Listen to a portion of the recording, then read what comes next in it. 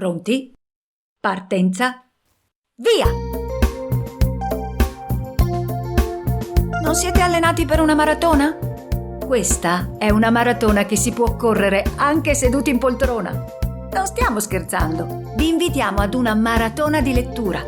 Venerdì 30 settembre il Veneto legge. In tutta la regione si leggerà. Nelle biblioteche, nelle scuole, nelle librerie, negli archivi, nei musei.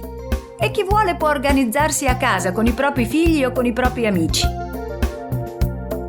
Bibliotecari, insegnanti, editori, lettori professionisti e volontari, librai, gruppi di lettura scenderanno in pista.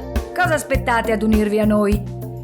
Visitate il sito www.ilvenetolegge.it e troverete informazioni dettagliate su come iscriversi alla maratona e ricevere i materiali per prepararsi al meglio. Per arrivare senza il fiatone alla fine della lettura, allenarsi un po' non guasta. Il Veneto legge. Segna la data e seguici passo dopo passo.